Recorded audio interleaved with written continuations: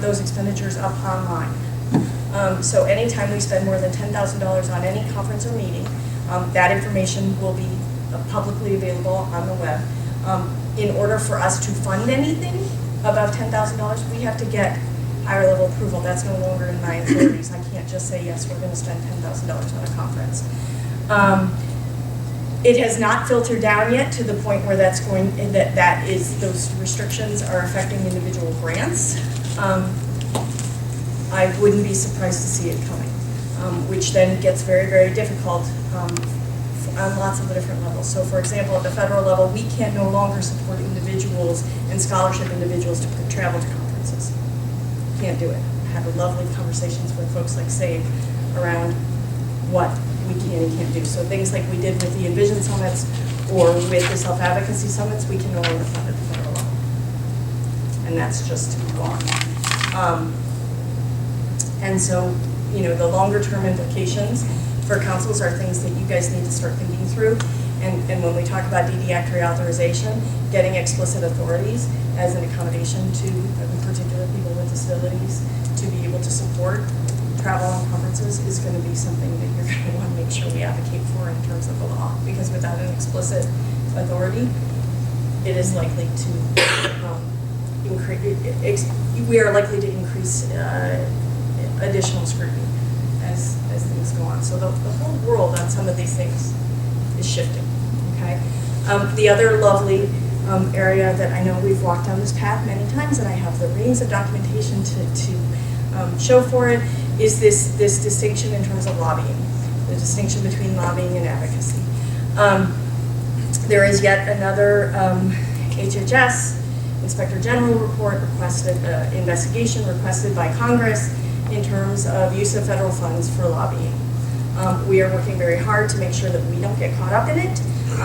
The good news is that we have lots and lots of evidence policy letters that have gone out to some of you individually that we've put out from AIDD over the years. We have a pretty clear statutory mandate around educating policymakers, but we are likely in this next year or two to be stepping back into that lovely mess. So I just tell you that not because as many of you know, I think that a critical role of the councils is legislative advocacy, including the development of legislation.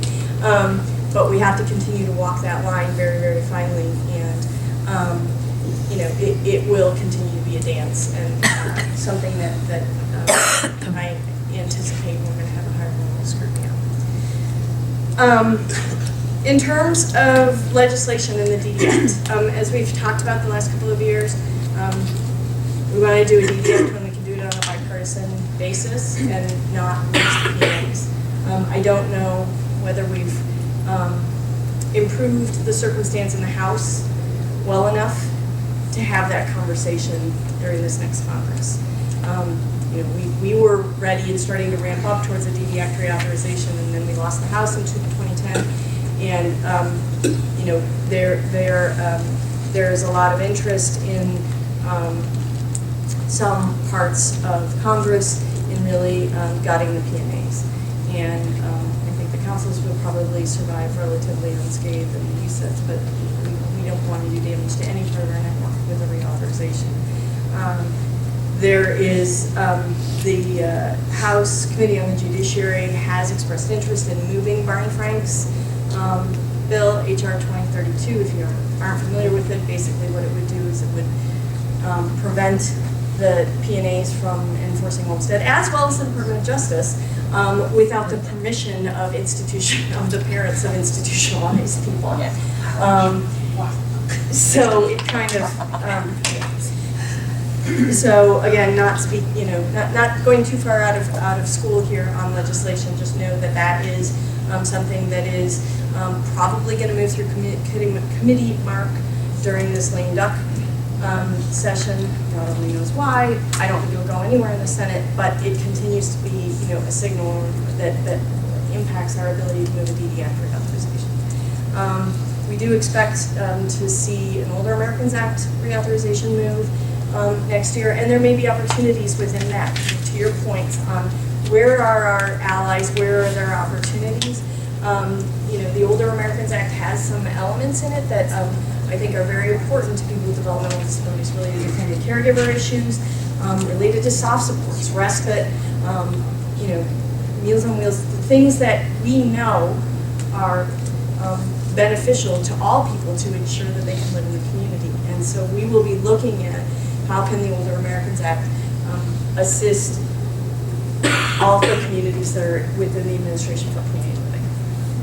Obviously without you know, threatening our frail elders and our older Americans in any way. There is a proposal that is floating around that, I don't know if you can call it a proposal at this point. There are some Senate staff on the Senate Finance Committee, let's put it that way, who have been, it's been fascinating going into national meetings, and we end up bookending each other, who are talking about why aging and disability shouldn't be advocating together. Why this is bad under Medicaid policy, why this is bad under Medicare policy, why, you know, what we've done with the ACL is really a negative approach. I could spend an entire hour talking about just that issue, and I won't, but I just wanted to I guess, address it in the context of we absolutely believe, not unlike my comments about the DDX network, if we don't hang together, we will hang apart. And if you think, if anyone in this room thinks, I certainly don't, that if a substantial changes to the Social Security Act that would move people with disabilities into a category of long-term service and supports that is separate and apart from aging, and that there would be adequate funding and resources to support that, and that people with disabilities would be left to advocate for their needs separate from the aging community and from the poverty communities. I think it's a really poor political strategy, and I think we will lose. That is, so that's been a conversation that's been taking place. There have been a couple of Senate staff who've been way out there on this in terms of this proposal. There have been a couple of disability coalitions that are moving along with it, and we are watching and with a cautionary perspective. But from this administration's perspective, we believe that talking about community living writ large for all populations is the most effective way for us to protect Medicaid, to protect Social Security, and frankly to protect the initiatives that we've started around things like housing and employment that cut across multiple populations. So Sharon, you're saying that there are Senate finance staff that want to break up what you all put together over the last year? And they're less focused on our administrative structure. They're really focused on Social Security Act itself and taking Title 19 and taking people with disabilities out of Title 19. That's the proposal. Not to our harm. They think that's a wise strategy. I can't speak to motivation. Okay. I can you know, I'll let Donna and Peggy do that. But you know, that there is a, well, you know, so Rodney Whitlock, who is with Senator Grassley, has been walking into rooms, and he's been doing it all year. If any of you were at the Disability Policy Seminar last year, you heard him say it, that the disability communities, the 4 letters that the disability community has to fear more than anything else is AARP.